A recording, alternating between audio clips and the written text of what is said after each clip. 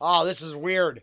I was going to wait for a minute and do this backup in a minute, but so I'm uploading. You can't see it, but I'm uploading that short right now. And what's funny is Mike, I talk about Mike all the time.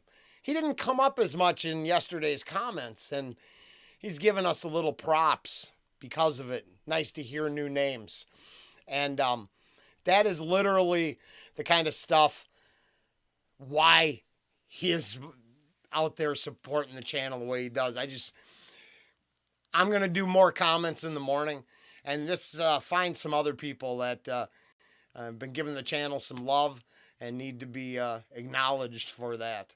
And to get that back up, to just be doing my business here. Here, I got to get this up quick. I didn't curse. I could turn that on, but it takes longer. We don't need subtitles.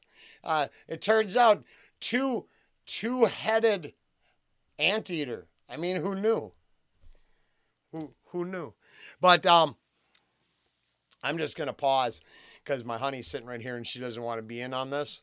But Mike, you were here. Look, I just want you to see. So I just went to upload, and there you are for 3 minutes ago. So once again, it is just a timing coincidence. I get it. It doesn't have to be deeper than that. But that's all the stuff that makes this worthwhile. Someone like Mike could, for the amount of effort he puts into our channel, he could want and demand something every day from us. I think you'd be damn hard pressed to go find any of that in the comments from him. Just support. And I keep saying it over and over and over again, and I'm going to drive this home. These are the reasons it exists, and I'm here. The other stuff, we got no answer on, but it's complicated, right? This is the moments that make it all worthwhile. And Mike, thanks for making the start to my night fun. I'm uploading this short now, so, it'll be one of those weird time travel moments, but I hadn't even started my day, and you are just right here with me, so I appreciate that. Always riding co-pilot when Ange isn't. Thank you. All right, so Mike, thank you. But Mike aside, I'm getting ready to put out the short, and then I'll put this out next, and I'll start the reactions. But I saw this go viral, the Anteater thing, and it was compelling. I had no clue, okay? No clue. And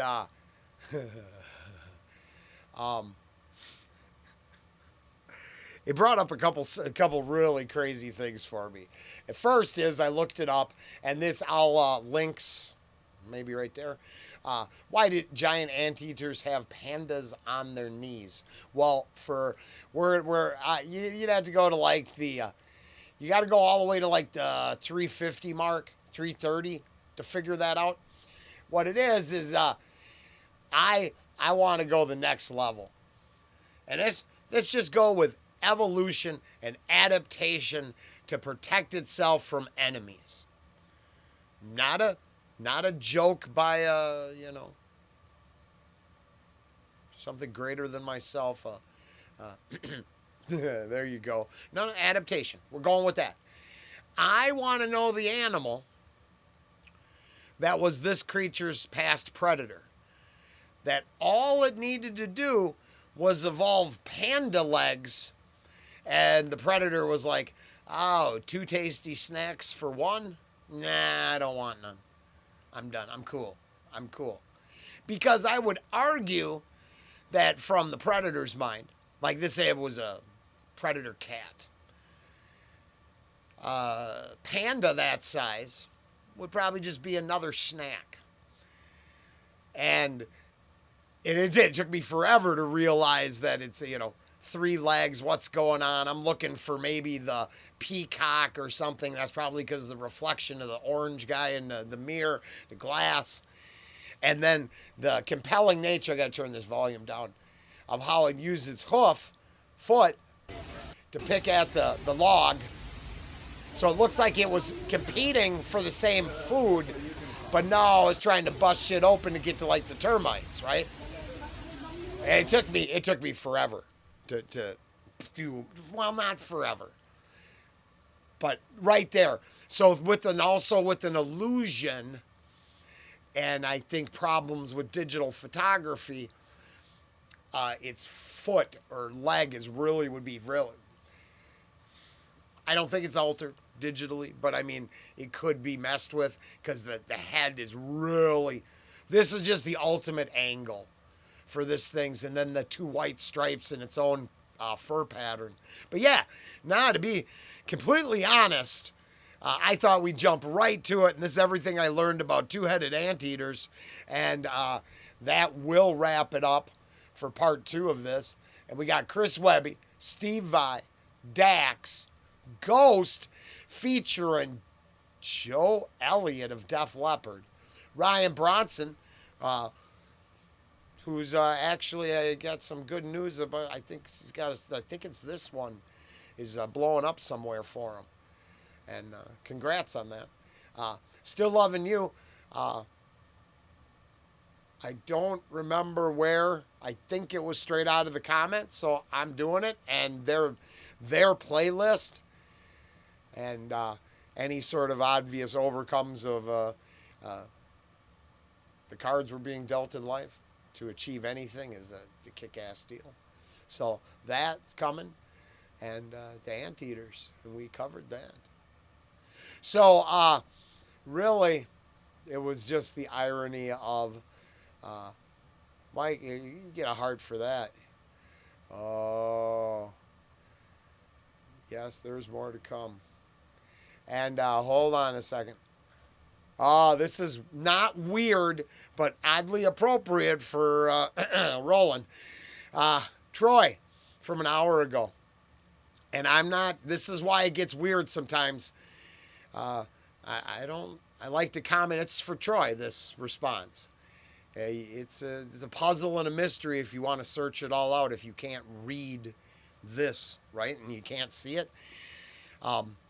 I agree with your comment, and I believe she moved on to something else.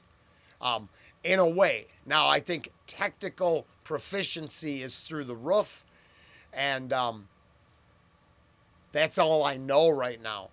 But your comment is the reason I play this the way I play it. I don't think it's inappropriate to question things like that. I don't think it's disparaging. The irony is, same things were said back in the day, right? Malmsteen himself, too technically proficient, but wooden, stiff. I believe that was some of the stuff. And yet, I don't have a debate on that because, I mean, I'm over here envying, a simple bar chord going, ooh, I want to play that. So, you know what I mean? But that's very appropriate, Troy, and I think it actually is an observable, debatable comment right there. So, thank you.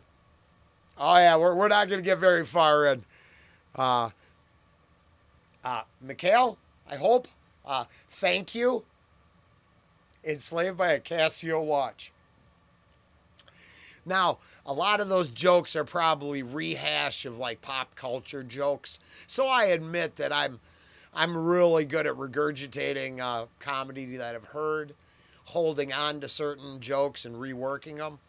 But then I think that's one of the cool things about making jokes is I always use the Casio watch because my one little, right, the computer that sent us to the moon, and I'm a tinfoil hat crazy person, so we could talk about other things, but I'm just saying, according to what I'm told and videos we can watch, the computer that took us to the moon, was less powerful than any current watch, like watch computer. It's not even talking about smart stuff, right? Just a Super Casio computer watch nowadays would have more power than, the early space program. So I always use the Casio watch idea for our future AI enslavement and totalitarian ruling body. just a bunch of people listening to their watches tell them what to do. It's crazy. James, I added that to my playlist. That looks interesting. It probably won't be today because I I kind of oversold my lineup today, so I'm gonna make sure I get it. But thank you, and I think that'll wrap it up. And on to the reactions, and we'll keep the rest of this for tomorrow. And I'm gonna try to knock out comments this week every day. Some catch up. And we're rolling right along through a year two already, right into year two and on. So we're going strong. Don't got to look back. Let's just keep looking forwards, but completely fulfilled today. Later.